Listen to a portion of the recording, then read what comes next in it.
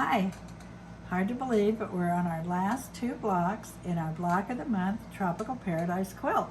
It's been so much fun. And today we're doing the last 2 blocks, and the first one I'm going to demonstrate today is the Dolphin block. This is a hand applique block. I love the block and I love doing hand applique. But it occurred to me that there's many of you out there that have not done a lot of hand sewing.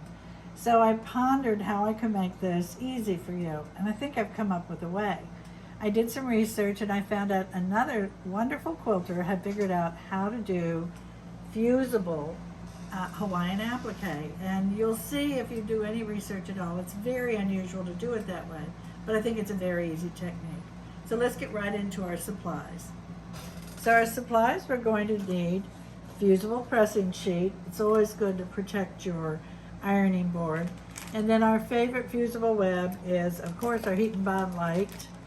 Be sure you've got the purple package, and we're going to be using that. And always read your directions on the back or go back. And I meant to tell you that all the videos are available on YouTube. They don't go away. So if you deleted any of my emails, just go to YouTube and Judy Hansen Quilter or Tropical Paradise, and they should all pop up so you can review anything you want there. All right, so our pressing sheet we've got, and then what else do we need? And since we are going to be doing hand, okay, if you have a dark or a black thread, I'm going to show you why to use that in a minute. And you know, don't worry, you're going to try and match the color, but you'd be amazed as you learn more and more about threads and colors. Gray is one of the #1 threads to have in your stash. It blends just beautifully. So have something that'll blend in with this. Even a lavender will work very well.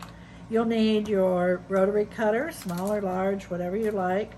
If you want to do the block by hand, some kind of threader, and I recommend using a very thin thread.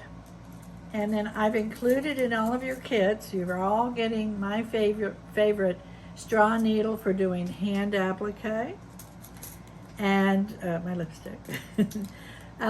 Glue stick, I'm going to show you some tricks you can do with glue stick.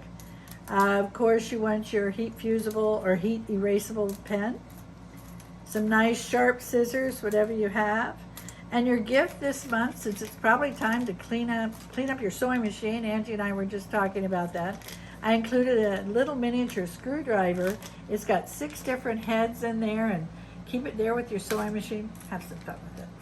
Okay, so let's get started. So the first way I'm going to show you is how to do hand applique. Now, I highly recommend, and I put it in your directions coming this week, several websites. You're not going to learn hand applique overnight. You'll be able to do a good job with it if you put some effort in it.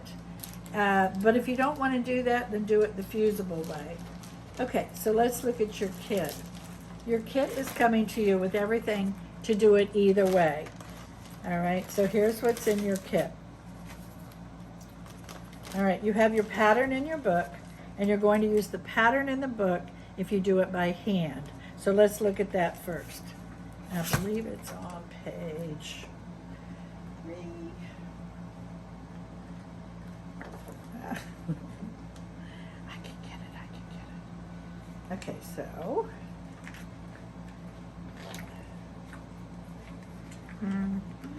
okay, Angie, maybe you could do a little humming there. Okay. It's on page 3 in your book. When you do, when you do fold this, you have to be very aware of how you're letting the edges, the folded, the raw edge, and all those directions, I think, because I've done it, several practice ones are on page 3. And if you follow these directions right here, Angie, if you can get it right there, it takes you step by step how to fold it, what it should look like. So those 2 are very important. So we're going to start the hand applique. You're going to take your pattern.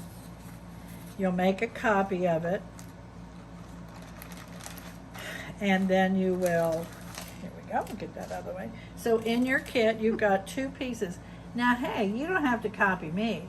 If you want this for the background, and you want to make your dolphin the lavender, go right ahead. So you can do it, or if you want to do it the way I did it, you can do it this way. Okay, so it's up to you. Okay, so we're going to take our pattern and we are going to cut a 10.5-inch square. No matter which way you're doing it, you cut that 10.5-inch square. And then you're going to fold it.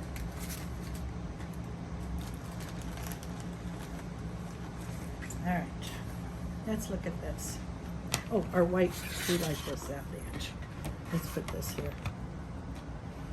All right, do you mind putting that on top, Angie? Do you mind putting the book on top? Or you can't? Don't you have a fifth hand there? Okay, so I'm going to fold this one. I've cut, this time I'm going to make my dolphin lavender. So I'm taking the piece of fabric for the dolphin and I'm going to fold it. Can you see those lines? I'm going to fold it, oh, I think you can, exactly as the pattern says. I've also made a photocopy of my pattern, as you can see, and when I cut it out, I kind of traced around those. All right, so the first thing it says is fold the background 14 inches in half, and then we're going to cut it down to 10.5. All right, so then the first fold is in half. When I taught elementary school, we called this a hot dog fold, in half. And then I'm going to fold it again. Now, when I do this, if you look at your little sample, it wants me to have a folded edge here and a folded edge here, and I do. All right, does that make sense? And then the final one, like this, just sit it right next to your little piece here. And it wants folded edges here, good, I've got them. It wants my bias edge here, good. And then my raw edges here. So as long as you match this, you're going to be good to go. Then, like I said, when I cut out my pattern, let's take it and be sure that I lay it on there correctly. Okay, here we go. So now I'm matching my raw edges, my straight edges, there I go, and so on. Does that make sense? Let me put that on there again. Bias edge, center. Now, because we're going to be cutting this one out and turning under an edge, we want to keep that fold in place. And so here we go. All right, give me 1 second. So, have you been having fun doing the blocks, I hope? Let's all talk amongst ourselves. All right, here we go. Okay, so here we are. Now, let's open that piece up, and it turns magically into, all right, so the next thing we're going to do is now we're going to take our background square, we're going to fold it again. And what we're trying to do is just get lines to match. So now I'm going to put this piece on here, match those folded lines. I really, if you look at this, you see how careful you have to be. You might want to try it on a practice piece of fabric in your stash. The only thing really holding all that together is this line right here. So be sure that you've got that connected. All right, now I'm laying it out on here. I used a black thread to, first I pinned it down, and then I did big whip stitches, and I did a black thread. Let me hold that up, is that better? So that you can see, and let me flip it on the back so you can see even better. So I've done big stitches now to hold it in place. And a lot of people who love Hawaiian applique, they get several of these ready and they're very transportable. And I think your lifestyle, if you tend to, you know, have to sit at train stations, bus stations, doctor's appointments, it's nice to have a project you can take with you. Okay, so now we've opened that up, and I highly recommend you look at the hand applique. So I'm going to have Angie get real close, but it's been years since I've done Hawaiian applique a lot. All right, I've taken and threaded the needle that I sent you. All right, and let's see if I can do it without.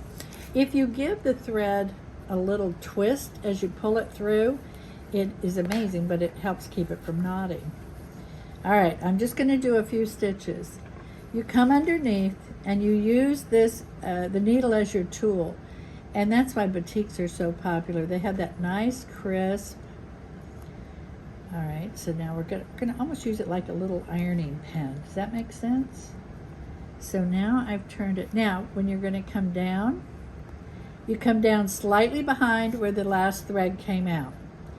Let me do this one really big first. I'm not gonna actually pull it through. Then you come up, but you really wanna come up at the fold, not necessarily up into the fabric. Let me get as small. Long straightaways, you can have longer stitches. All right, so here I am, and now I'm going to, it's caught on the back. All right. And I'm gonna give it a little flip as I come through. And Angie is whispering something to me. What are you saying? Go ahead. 10 minutes. 10 minutes, okay, 10 minutes. And then I'm gonna come under here. Do it. Use your thumbnail to hold it in place. Tuck it under there. As you see, it's gonna go slow. All right. And then I have this all ready to go. Okay, so that's hand.